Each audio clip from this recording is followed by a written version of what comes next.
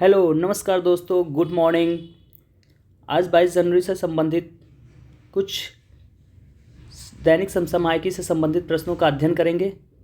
तो चलिए बिना देरी के प्रारंभ करते हैं। पहला क्वेश्चन ये रहा। हाल ही में किस सरकार ने सामान्य नागरिक संहिता नियमावली को मंजूरी दी है? सामान्य नागरिक संहिता नियमावली। उत्तराखंड सरकार, यूनिफॉर्म सिविल कोड, सामान्य नागरिक संहिता नियमावली को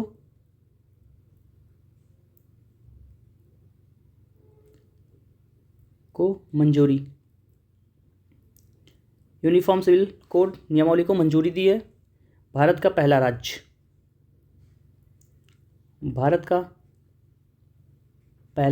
राज्य उत्तराखंड भारत का पहला राज्य है। उत्तराखंड भारत का पहला राज्य बन गया। यूनिफॉर्म सिविल कोड सभी जाति धर्म के लिए एक कानून की बात करता है, एक ही कानून सभी के लिए, यूनिफॉर्म कॉमन सिविल कोड सभी के लिए। समान नागरिक संहिता नियमावली पर व्यापक पहुंच हेतु डिजिटल प्लेटफॉर्म भी लॉन्च किया जाएगा। एक डिजिटल प्लेटफॉर्म भी लॉन्च किया जाएगा उत्तराखंड सरकार द्वारा।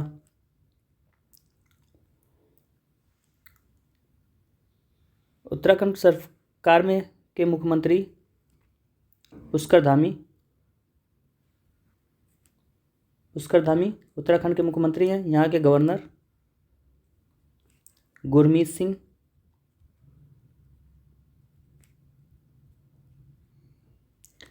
Singh lieutenant general. Constitution article 44 में समान नागरिक संहिता के बारे में बताया गया है। कॉन्स्टिट्यूशन के आर्टिकल 44 में। तो इस प्रश्न का करेक्ट आंसर ऑप्शन डी है। उत्तराखंड सरकार द्वारा भारत का पहला राज्य जो बन गया है, यूसीसी नियमावली को मंजूरी दे दिया है। चलिए देखते हैं अगला प्रश्न।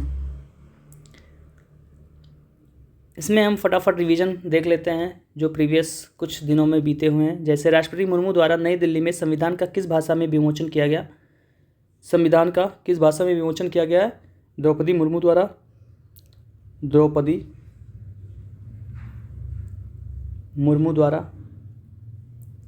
संविधान का किस भाषा में विमोचन किया गया है? तो संस्कृत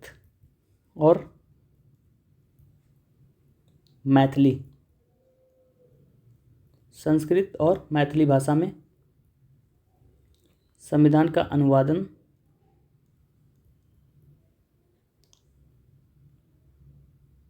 अनुवादित संस्करण का विमोचन।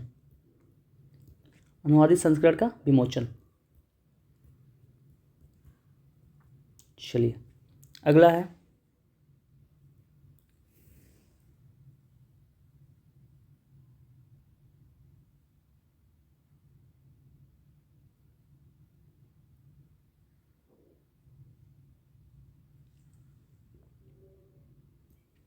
छब्बीस जनवरी 1950 को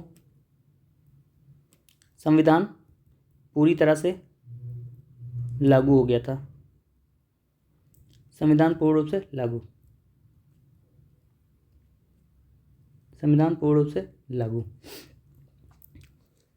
26 नवंबर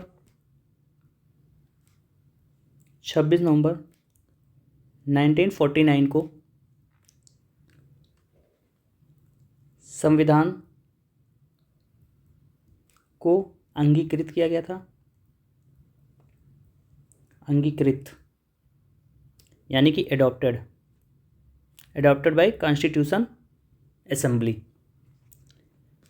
प्रथम संविधान दिवस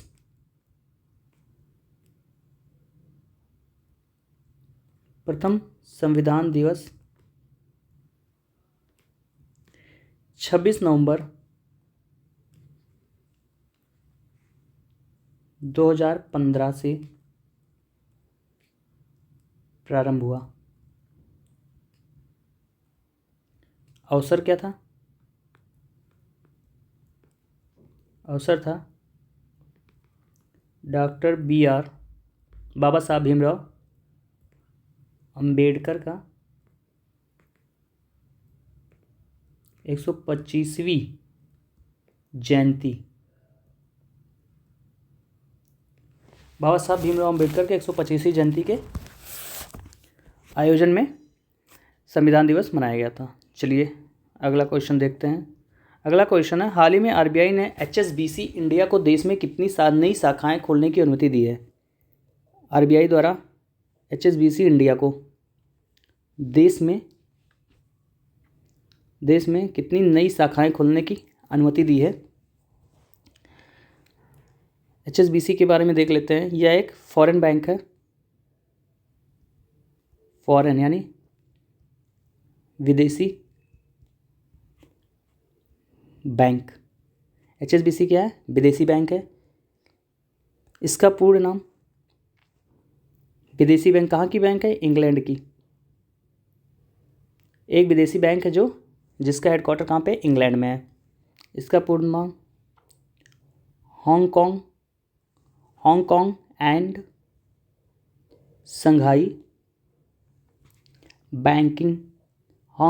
संघाई बैंकिंग कॉरपोरेशन लिमिटेड। इसका कंप्लीट नाम है Hong Kong and Shanghai banking corporation limited. इसका हेडक्वार्टर कहाँ है? इसका हेडक्वार्टर लंदन में है। लंदन कहाँ पे है? इंग्लैंड।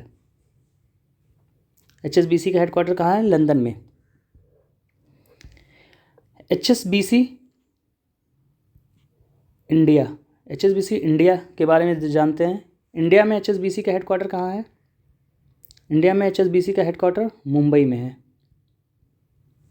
में है। इसके सीईओ कौन है? इसके CEO Hitendra Dave. HSBC India Bharat में जो एचएसबीसी की शाखा है उसका हेडक्वार्टर मुंबई में है। सीईओ इसके हितेंद्र दवे हैं। भारत में इसका पहला ब्रांच, फर्स्ट ब्रांच कब ओपन हुआ था? भारत में इसका पहला ब्रांच कलकत्ता में स्थापित किया गया था। कलकत्ता में कब? 1867। किस पीरियड में? ब्रिटिश टाइम पीरियड में। ब्रिटिश इरा में इसका हेडक्वार्टर मुंबई में है और कलकत्ता में इसका पहला ब्रांच ओपन किया गया था। तो हाल ही में आरबीआई ने कितनी नई शाखाएं खोलने की अनुमति दी है? आरबीआई ने 20 और नई शाखाएं, 20 नई शाखा। रीजन इससे होगा फाइनेंशियल इंक्लूजन होगा। फाइनेंशियल इंक्लूजन को बढ़ावा मिलेगा। फाइनेंशियल इंक्लूजन क्या? वित्तीय समाधान।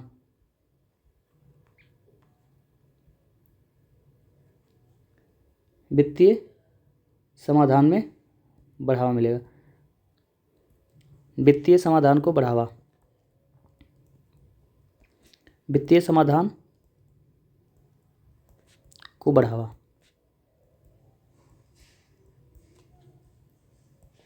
चलिए, तो इस प्रश्न का करेक्ट आंसर ऑप्शन बी है। हाल ही में आरबीआई ने 20 नई शाखा खोलने की अनुमति दी है। चलिए देखते हैं अगला प्रश्न। अगला फटाफट रिवीजन में देखते हैं आरबीआई के बारे में। आरबीआई की स्थापना 1 अप्रैल 1935 1 अप्रैल 1935 को। इसका हेडक्वार्टर कहाँ पे है? इसका हेडक्वार्टर मुंबई में है। इसको आरबीआई अधिनियम 1934 के तहत स्थापित किया गया था। आरबीआई अधिनियम 1934 के तहत इसके फर्स्ट गवर्नर कौन थे? प्रथम गवर्नर ऑसबोर्न, प्रथम गवर्नर इसके Osborne Smith. First Indian governor, प्रथम भारतीय गवर्नर सीडी देशमुख, प्रथम भारतीय गवर्नर। वर्तमान में इसके गवर्नर कौन है? वर्तमान में आरबीआई गवर्नर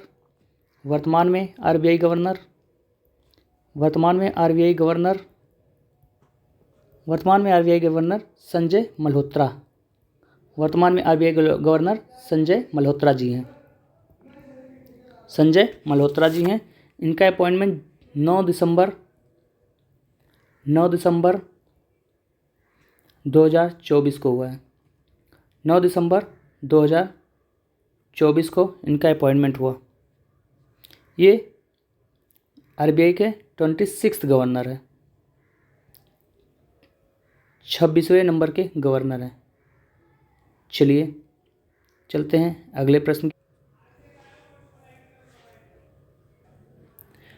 फटाफट रिवीजन में हम देखेंगे बिहार कोकिला के नाम से कौन सी प्रसिद्ध हैं? बिहार कोकिला के नाम से शारदा सिन्हा।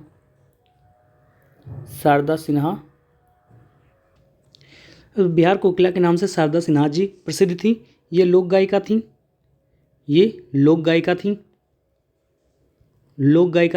इनका हाल ही में निधन हो गया है। चलिए देखते, विवेक देवराय, इनका भी हाल ही में निधन हो गया है। ये पीएम की आर्थिक सलाहकार परिषद के अध्यक्ष थे। पीएम की आर्थिक सलाहकार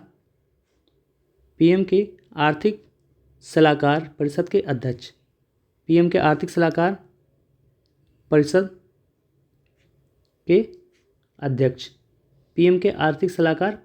के अध्यक्ष। थे। हाल ही में इनका भी निधन हो गया है।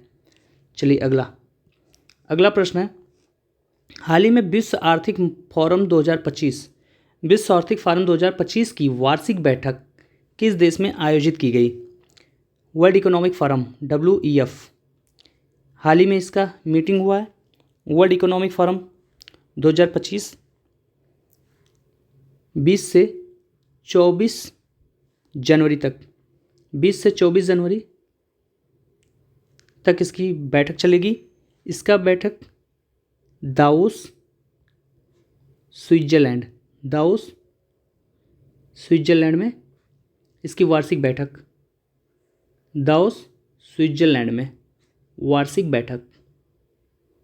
का आयोजन किया गया है। भारत की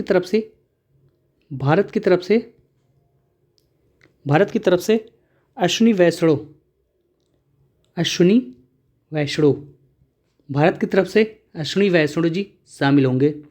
केंद्रीय मंत्री, कैबिनेट मिनिस्टर, केंद्रीय मंत्री भारत की तरफ से अश्विनी वैष्णो जी इस बैठक में शामिल होने जा रहे हैं। कुछ इंपॉर्टेंट फैक्ट देख लेते हैं WEF के बारे में। वर्ल्ड इकोनॉमिक फोरम एस्टेब्लिश किया गया था, इसका स्थापना किया गया था establish by professor Klaus Schwab.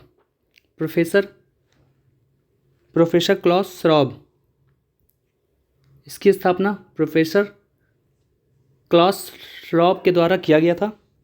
इसका हेडक्वार्टर WEF का हेडक्वार्टर विश्व आर्थिक फोरम का हेडक्वार्टर स्विट्जरलैंड में है। स्विट्जरलैंड एक यूरोपीय देश, एक यूरोपीय देश है। वर्तमान अध्यक्ष इसके कौन है? वर्तमान अध्यक्ष बोर्ग ब्रैंडे। वर्तमान अध्यक्ष इसके बोर्ग ब्रैंडे जी। वर्तमान अध्यक्ष इसके बोर्ग ब्रैंडे हैं। कार्य क्या है इसका? इसका कार्य देख लेते हैं। इसका कार्य है वैश्विक एवं क्षेत्रीय सामाजिक आर्थिक मुद्दा पर चर्चा। विश्व आर्थिक फोरम का कार्य क्या है? वैश्विक यानी ग्लोबल, वैश्विक और क्षेत्रीय यानी रीजनल, ग्लोबल एंड रीजनल सामाजिक आर्थिक मुद्दों पर चर्चा। सामाजिक आर्थिक मुद्दों पर चर्चा। सामाजिक आर्थिक मुद्दों पर चर्चा। सामाजिक आर्थिक मुद्दों पर चर्चा। वर्ल्ड इकोनॉमिक कुछ इम्पोर्टेंट रिपोर्ट जारी करती है। Important report world economic forum के द्वारा जारी किया जाता है। जैसे पहला देख लेते हैं, ग्लोबल रिस्क रिपोर्ट, ग्लोबल वैश्विक risk report, global risk report, global risk report. दूसरा, global gender gap index, global gender gap index, gender gap index, global gender gap index, global gender gap index. अगला है global competitive index, global competitive index, global competitive index, global competitive index. ये world economic forum के द्वारा जारी किया जा रहा है, वर्ल्ड इकोनॉमिक फोरम के द्वारा जारी किया जा रहा है। तो इस प्रश्न का करेक्ट आंसर है ऑप्शन बी, स्विट्जरलैंड। स्विट्जरलैंड इसका करेक्ट आंसर है, ऑप्शन बी स्विट्जरलैंड इसका करेक्ट आंसर है। विश्व आर्थिक फोरम 2025 की वार्षिक बैठक स्विट्जरलैंड दावोस में किया गया था। चलिए देखते हैं अगला प्रश्न। अगला प्रश्न ये रहा, फटाफट रिवीजन में। ये फटाफट रिवीजन के क्वेश्चंस है जिसमें हम कुछ पुराने क्वेश्चंस का रिवीजन करते हैं, पुराने प्रश्नों को देखते हैं। तो जलवायु परिवर्तन प्रदर्शन सूचकांक 2025, जलवायु परिवर्तन प्रदर्शन सूचकांक 2025, ये रिपोर्ट आई है जलवायु परिवर्तन प्रदर्शन सूचकांक 2025 की। भारत का स्थान, भारत 10वां स्थान हासिल किया है, जो कि पिछले रिपोर्ट से 2 पायदान नीचे है। पिछले रिपोर्ट से 2 पायदान नीचे गिर गया है। पिछले रिपोर्ट से 2 पायदान यानी 2024 का जो रिपोर्ट आया था नीचे गिर गया। इसमें पहला स्थान पर पहले 3 स्थान पर कोई भी देश नहीं,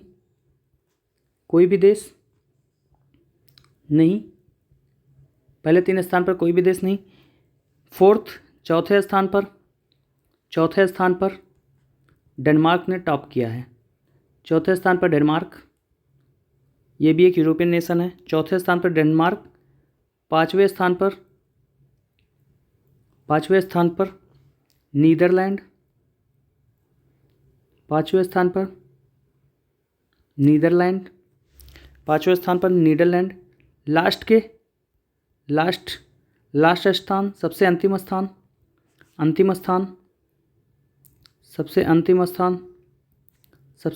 स्थान पर 67वां ईरान, 67 प्लेस पर ईरान एंड 66वें प्लेस पर सऊदी अरब आया है। सऊदी अरब। तो जलवायु परिवर्तन प्रदर्शन सूचकांक में भारत का 10वां स्थान है, 2 पायदान नीचे खिसक गया। पहले स्थान पर कोई भी देश नहीं है, चौथे स्थान पर डेनमार्क, 5वें पर नीदरलैंड और लास्ट में ईरान और 6ठे सऊदी अरब। चलिए अगला प्रश्न है, हाल ही में डोनाल्ड ट्रंप ने अमेरिका के राष्ट्रपति के रूप में शपथ ली है। वे अमेरिका के किस क्रम के राष्ट्रपति हैं? डोनाल्ड ट्रंप अमेरिका के राष्ट्रपति बन चुके हैं। इस बार के अमेरिका का चुनाव जीता है। ये दूसरी बार राष्ट्रपति चुने गए हैं। दूसरी बार राष्ट्रपति चुने गए हैं। कहाँ के? यूएसए के, यूनाइटेड स्टेट ऑफ अमेरिका के दूसरी बार राष्ट्रपति चुने गए हैं। इनका शपथ ग्रहण समारोह वाशिंगटन डीसी, अमेरिका का राजधानी Washington DC. United state of America की राजधानी वाशिंगटन डीसी में किया गया था। वाइस प्रेसिडेंट के रूप में, वाइस प्रेसिडेंट के रूप में यानी उपराष्ट्रपति, उपराष्ट्रपति के रूप में किसने शपथ लिया है?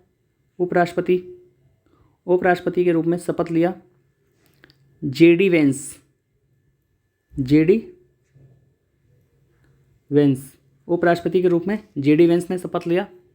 भारत की तरफ से इनके शपथ समारोह में शामिल, भारत की तरफ से शामिल इनके शपथ समारोह में कौन शामिल हुआ था? भारत की तरफ से इनके शपथ समारोह में S Jaishankar Prasad, S Jaishankar Prasad, S Jaishankar जो कि विदेश मंत्री, भारत सरकार विदेश मंत्री शामिल होते हैं, भारत सरकार विदेश मंत्री शामिल होते हैं। इसमें कई सारे एमएनसी मल्टीनेशनल कंपनीज, अमेरिका की कंपनियों को, जैसे जेफ बेजोस अमेजन के, मार्क जुकरबर्ग फेसबुक के, टेस्ला के सीईओ एलन मस्क, ये सब भी इसमें शामिल हुए थे। तो इस प्रश्न का करेक्ट आंसर है ये डोनाल्ड ट्रंप दूसरी बार राष्ट्रपति बने हैं और ये 47वें राष्ट्रपति हैं, अमेरिका के 47वें राष्ट्रपति, 47वें राष्ट्रपति। इस प्रश्न का करेक्ट आंसर ऑप्शन डी है। चलिए देखते हैं अगला प्रश्न।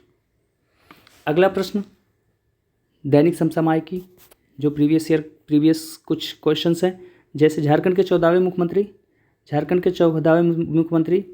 हेमंत सोरेन, झारखंड के 14वें मुख्यमंत्री हेमंत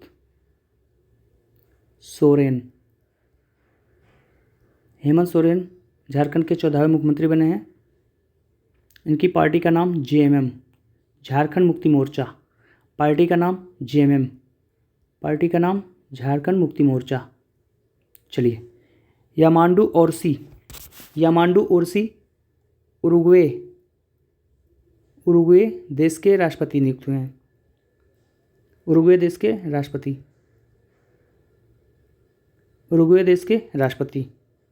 दिनेश भाटिया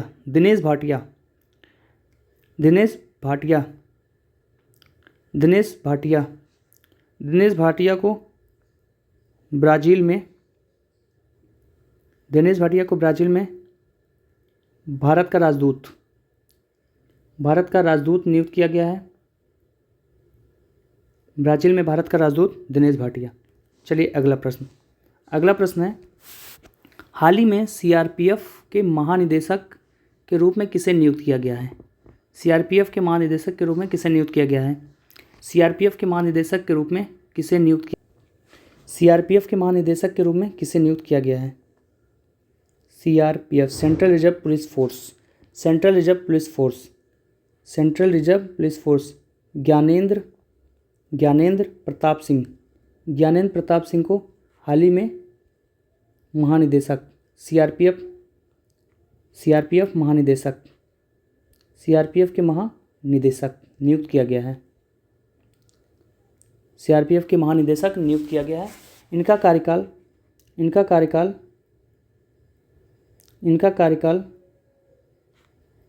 कार्यकाल 30 नवंबर 2027 तक रहने वाला है। 30 नवंबर 2027 तक रहने वाला है। सीआरपीएफ की स्थापना एस्टेब्लिश किया गया था 27 जुलाई 1939 को, 27 जुलाई 1939 को, यानी ब्रिटिश टाइम पीरियड में ब्रिटिश क्राउन की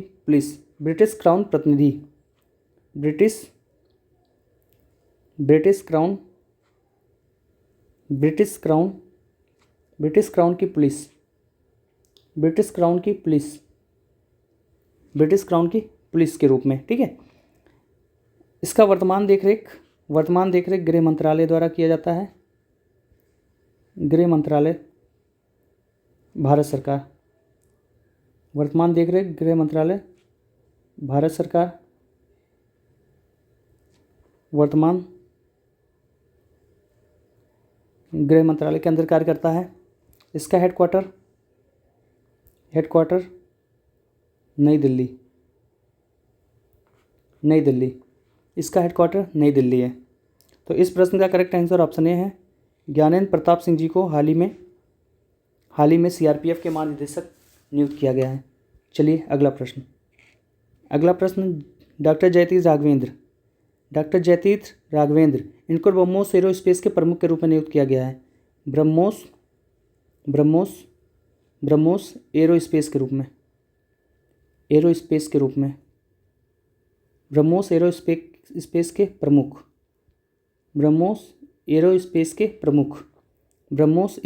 के प्रमुख इसका ब्रह्मोस का निर्माण रसिया और इंडिया का संयुक्त उपक्रम द्वारा किया गया है। रसिया और इंडिया के द्वारा निर्माण किया गया है।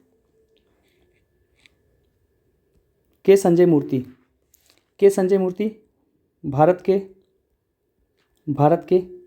कैग नियुक्त किए गए हैं। के संजय मूर्ति जी को भारत के कैग नियुक्त किया गया है। कैग का प्रावधान controller and auditor general of India का प्रावधान आर्टिकल 148 में controller auditor general of India का संविधान में आर्टिकल 148 में मेंशन किया गया है। महानियंत्रक और लेखा परीक्षक भारत का महानियंत्रक और लेखा परीक्षक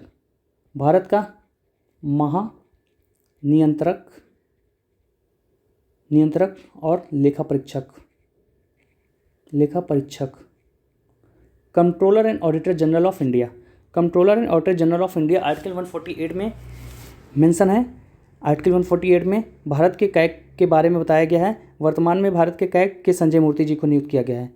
कैग के पोस्ट पे के संजय मूर्ति जी को नियुक्त किया गया है। चलिए देखते हैं अगला है हाल ही में भारतीय नौसेना ने किस देश द्वारा आयोजित ला पैरोस बहुपक्षीय अभ्यास में भाग लिया। ला पैरोस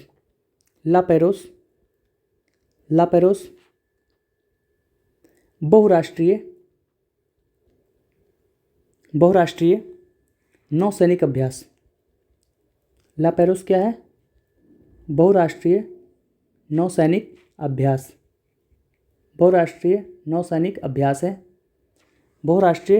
अभ्यास है। इसका आयोजक फ्रांस द्वारा आयोजन ला पैरोस का आयोजन फ्रांस द्वारा किया गया है। आयोजक इसमें 9 देशों ने भाग लिया।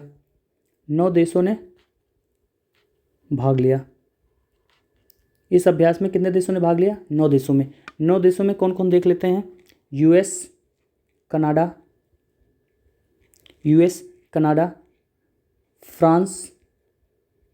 France, United kingdom, England,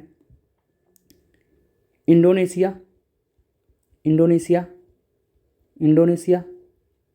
Bharat,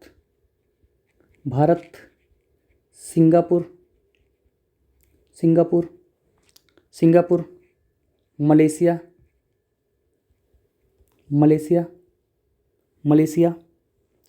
Australia.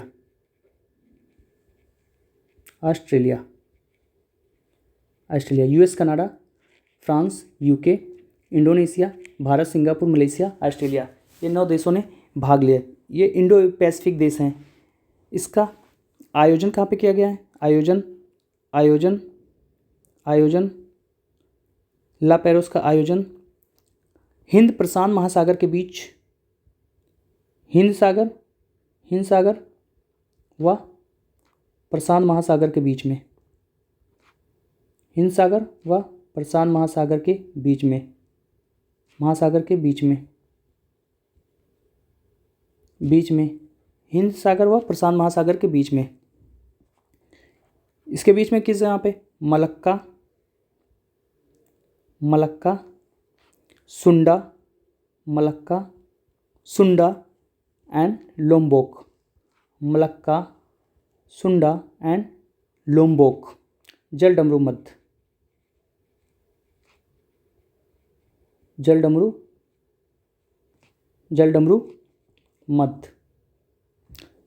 मध्य के बीच में स्थित है। हिंद महासागर और प्रशांत महासागर के बीच में, मलक्का, सुंडा, लोम्बोक, जलटमरू मध्य के बीच में। तो इस प्रश्न का करेक्ट आंसर है फ्रांस। फ्रांस फ्रांस द्वारा आयोजित किया गया था।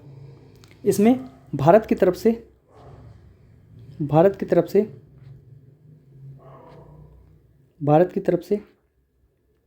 आईएनएस मुंबई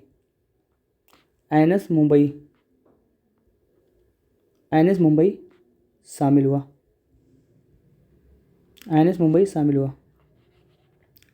ये नवल शिप है, नौसैनिक पानी वाला जहाज। तो इस प्रश्न का करेक्ट आंसर फ्रांस है। फ्रांस द्वारा बहुपक्षीय अभ्यास का आयोजन किया गया। चलिए देखते हैं अगला प्रश्न। आईएनएस ताड़ी क्या है? आईएनएस ताड़ी एक भारतीय नौकायान है। भारतीय नौकायान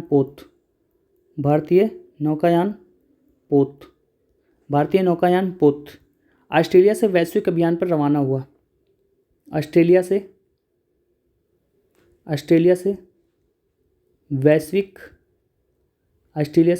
अभियान पर रवाना। ऑस्ट्रेलिया से वैश्विक अभियान पर रवाना हुआ। इसका नेतृत्व 2 लेफ्टिनेंट कमांडर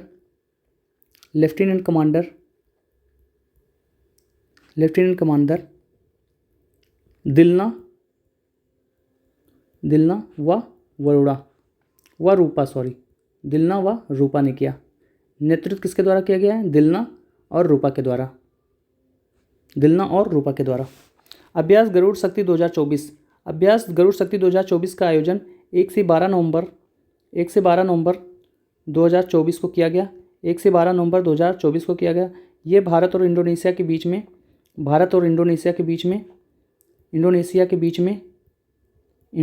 बीच में अभ्यास किया जाता है। इंडोनेशिया के बीच अभ्यास है ये। भारत और इंडोनेशिया के बीच अभ्यास गरुड़ शक्ति। इसका आयोजन जकार्ता में किया गया था। ये 9वां संस्करण 2024 में जो आयोजन किया गया था वो कौन सा संस्करण था? 9वां संस्करण। भारत और इंडोनेशिया के बीच इसका आयोजन किया जाता है। भारत और इंडोनेशिया के बीच अभ्यास।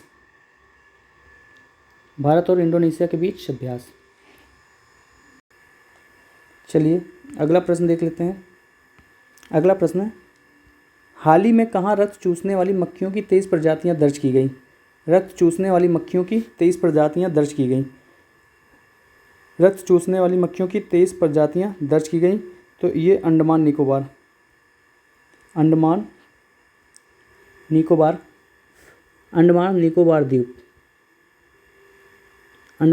द्वीप में रक्त चूसने वाली 23 प्रजातियों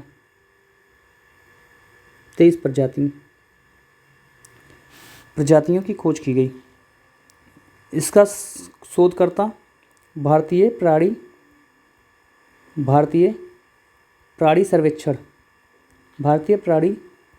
सर्वेक्षण के शोधकर्ताओं द्वारा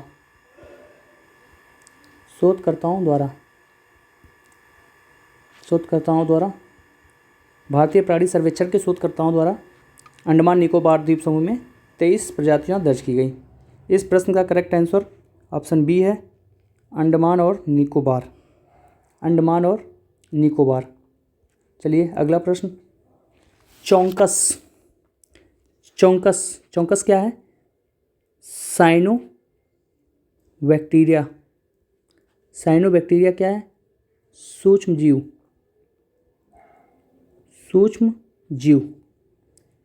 साइनोबैक्टीरिया सूक्ष्म जीव है।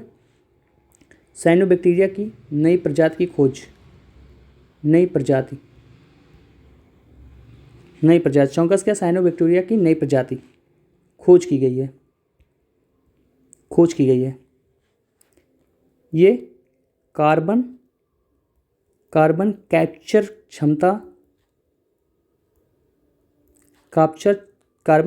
क्षमता में सहायक ये कार्बन कैप्चर क्षमता में सहायक हैं। होकरसर वेटलैंड, होकरसर वेटलैंड ये कश्मीर घाटी में स्थित है। होकरसर वेटलैंड कश्मीर घाटी में स्थित है। पानी की कमी से प्रभावी पक्षियों का आगमन प्रभावित हुआ है। यहाँ पर पानी की कमी से प्रवासी पक्षियों का आगमन प्रभावित। प्रवासी माइग्रेटरी बर्ड जो अन्य जगहों से यहाँ पर आती हैं। प्रवासी पक्षियों का आगमन प्रभावित हुआ है, इसलिए चर्चा में है। प्रवासी पक्षियों का आगमन प्रभावित हुआ है, इसलिए चर्चा में है। चलिए देखते हैं अगला प्रश्न। अगला प्रश्न है, हाल ही में उत्तराखंड सरकार ने कार्बन न्यूट्रलिटी हासिल करने के लिए किस देश के साथ समझौता किया है? हाल ही में उत्तराखंड सरकार ने कार्बन न्यूट्रलिटी हासिल करने के लिए किस देश के साथ समझौता किया है? कार्बन न्यूट्रलिटी क्या होता है? कार्बन न्यूट्रलिटी होता है जितना हम कार्बन का उत्पादन करते हैं उतना ही उसका अवशोषण भी कर लें। जितना कार्बन का उत्पादन करते हैं अगर जो हम उतना अवशोषण कर लेते हैं तो उसको क्या बोलते हैं? कार्बन न्यूट्रलिटी बोलते हैं। यानी कि नेट जीरो, लास्ट में क्या होगा? जीरो।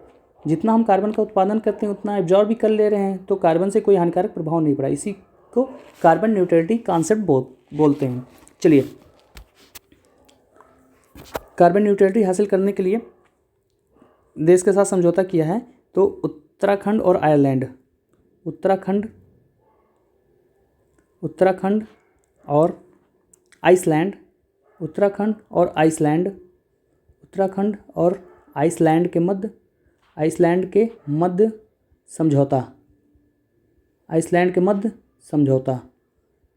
के मध्य समझौता उत्तराखंड और आइसलैंड के मध्य क्या किया गया? समझौता किया गया है।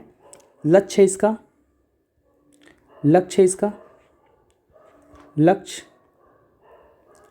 इसका 2070 तक कार्बन न्यूट्रलिटी के लक्ष्य को प्राप्त करना। 2070 तक कार्बन न्यूट्रलिटी को प्राप्त करना। तो इस प्रश्न का करेक्ट आंसर है आइसलैंड, ऑप्शन डी।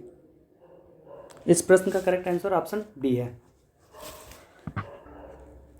उत्तराखंड, कुछ इंपॉर्टेंट फैक्ट देख लेते हैं। उत्तराखंड राज्य का गठन 9 नवंबर 2000 को 9 नवंबर सन 2000 को भारत का ये 27वां राज्य बना था। भारत का ये 27वां राज्य के रूप में गठित किया गया था। यूपी से अलग हुआ था। यूपी के नॉर्थ क्षेत्र से अलग, यूपी के नॉर्थ क्षेत्र से अलग हुआ। चलिए अगला प्रश्न देख लेते हैं।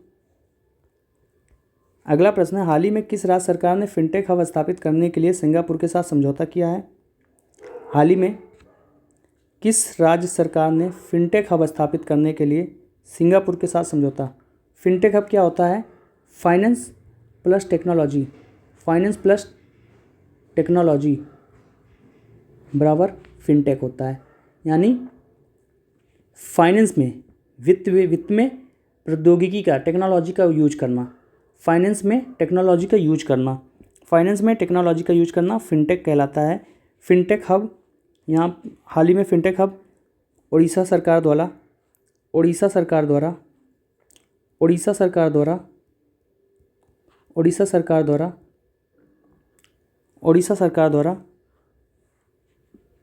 सिंगापुर से समझौता, उड़ीसा सरकार और सिंगापुर के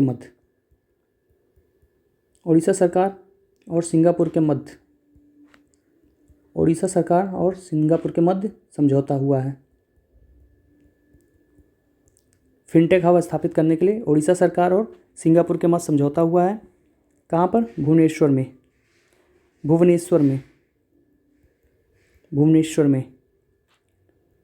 में समझौता हुआ है। टारगेट क्या है? लक्ष्य क्या है इसका? 2047 तक सभी सभी के लिए बीमा। 2047 तक सभी के लिए बीमा। 2047 तक सभी के लिए बीमा। चलते हैं अगले प्रश्न की ओर। तो आज का लेक्चर यहीं पे समाप्त होता है। Thank for watching. आपको ये वीडियो कैसा लगा आप लोग कमेंट सेक्शन में सुझाव अवश्य दें, और आने वाले दिनों में और क्या क्या सुधार किए जा सकते हैं इसमें, जिससे आपके एग्जाम पॉइंट ऑफ व्यू से अति महत्वपूर्ण साबित हो, आप लोग उसमें कमेंट करना ना भूलें। आशा करते हैं कि ये वीडियो आपको बहुत ही अच्छा लगा होगा, और इस चैनल को सब्सक्राइब और लाइक ज़रूर कर दें, और कोशिश करें कि शेयर भी कर दें। तो चलते हैं, अपने लेक्चर को यहीं पे समाप्त करते हैं। आप लोग अपना बहुत ख्याल रखिएगा। जय हिंद, जय भारत।